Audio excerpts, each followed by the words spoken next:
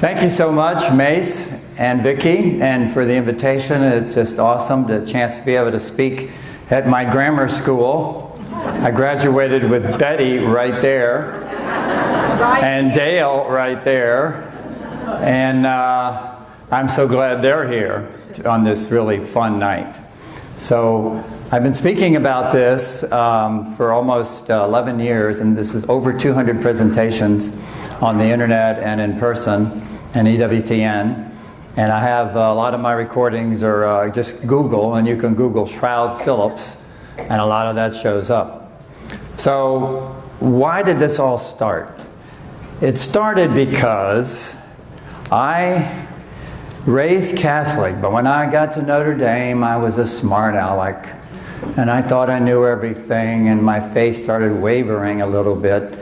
And then I met this wonderful lady, my wife, Bridget, who never wavers in her faith. And then I married her, and one day I'm married in '69, one day around 1975, I saw on television for the first time the Shroud of Turin.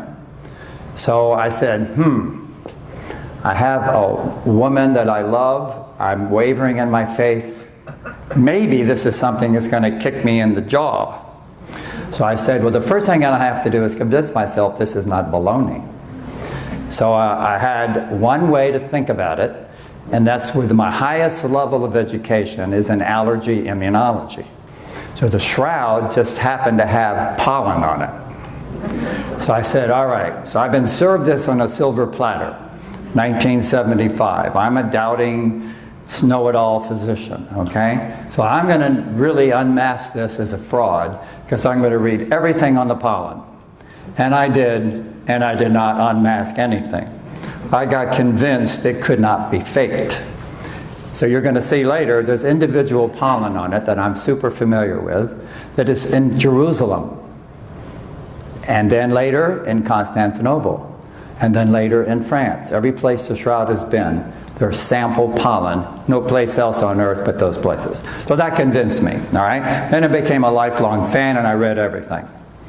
And then my kids, I trained, not trained them, but coached them in soccer and baseball, and then they all graduated, had a nerve to disappear.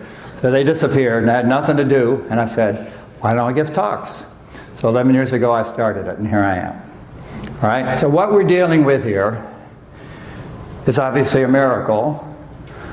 The resurrection's a miracle, but it's even more. Jesus has left us a sample of what miracles are about. And this sample is the most important part of Christianity. He resurrected from the dead. In my humble opinion, now science is overwhelmingly backing that up.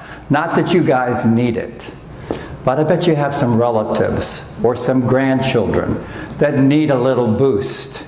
Well, if you get them interested in thinking about the Shroud science, they're going to start thinking maybe they should give this Christianity thing another chance.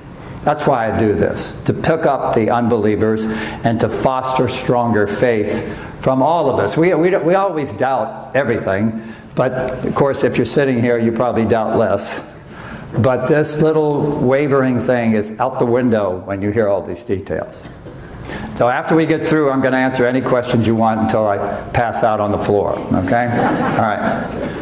So, I feel truly, now I'm going to divorce myself from my faith just for a second, and I'm just going to become a pain-in-the-neck, know-it-all doctor.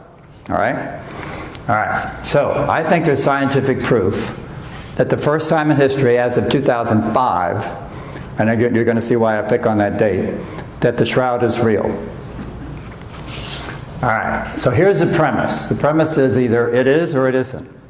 It either represents part of the resurrection, where Jesus on purpose left an image for us to secure our lousy faith abilities and make it a little more aggressive and do things better, or is it a medieval fraud? All right? So I'm going to go through all the points of science, and I like to refer to the physicist in the back there, who's an atheist, okay? Hey, John, thanks for following me. I'm joking, of course. But the physicist obviously knows more than me because he's a physicist, not a lowly doctor. But I'm going to say everything that that physicist cannot disagree with, except the conclusion. Every single point I make is irrefutable. I'm not lying to you at all. You're my patient, I'm not lying to you as a doctor. Okay? So hang in there and, remember your questions or write them down. All right, here we go. So who's on my side here? With the popes through history, let's just talk about modern history, the last 20, 30 years. The popes have never come out and said the shroud is real. But my favorite pope is the wily St. John Paul II, who said he believes in it without saying it. Look at the quote. Instead of icons made by man. Well, if you have an icon and it's not made by man, who made it? Okay? So he's saying, without saying it directly, this is an icon not made by man. Let us venerate the holy face of Jesus. So my interpretation of that sentence is, he's saying he believes it's real. All right. So what we're going to see now is scientific elements on the shroud of the Passion, the Crucifixion, and the Resurrection. It's all there in plain English. God slapped us in the face again. Here I am. I did this for you. Here's your proof. All right. Now, what you hear about the shroud on TV is always limited. It's going to, and you never hear the things you're going to hear tonight. You're going to hear things tonight that will just astonish you, but if CNN or History Channel actually said those in detail, you would be overwhelmed to believe it. So they always leave stuff out. But tonight, nothing is going to be left out. All right, so we're going to begin with the cloth itself. This is a picture of a piece of it, cut off for carbon dating back in 1988. So it's a first century style herringbone weave cloth. Now for this to be 2,000 years old, does that look like old cloth? No, it looks like somebody just did it yesterday. All right, so that's a little, these are just little hints. These aren't the big things, but it looks too new.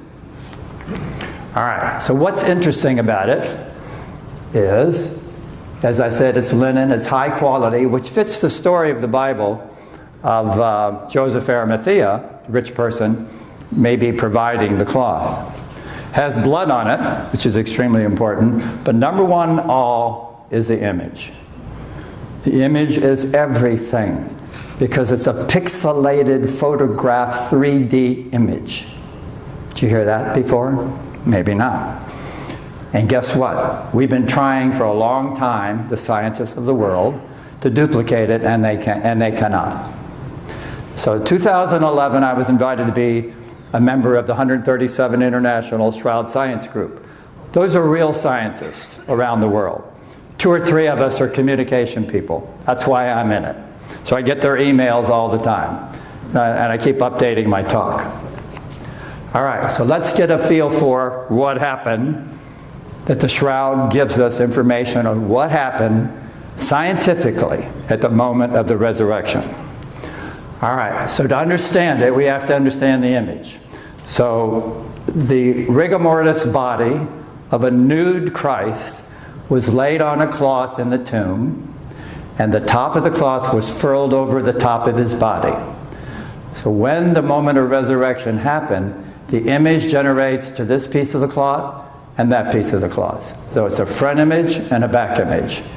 And if it was faked in the time of the Middle Ages, the bishop had to hear from the faker that I have a nice picture of Jesus nude.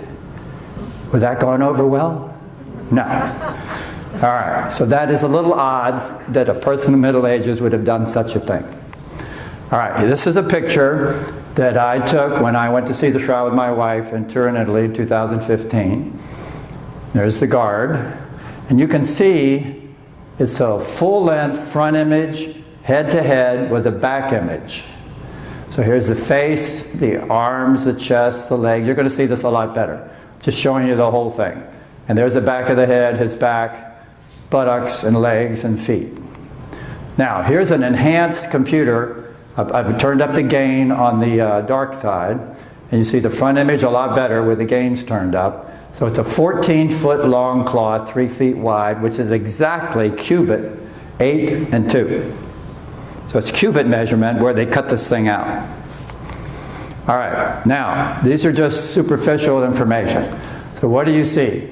Long beard, burn marks. The burn marks are, the Shroud in 1500 was in Luray, France, and was Chambéry, France, and was in a reliquary, and somebody tried to burn the church down to destroy the Shroud. So the fire, the cold, the embers of burning wood dropped on the corners of the Shroud that was folded up, and the miracle is it didn't hit the important parts of the image, but it did knock out the shoulders.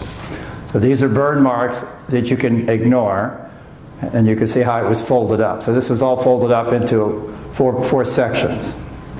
All right, now you can also appreciate, without me showing you a better picture yet, of scourge marks all over the front, back, water stains of them trying to throw the burn out the fire, the fact that he's nude and there's blood coming out of his wrist, coming down his arms, all over his face, chest, and this is really interesting. See if you can pick this up.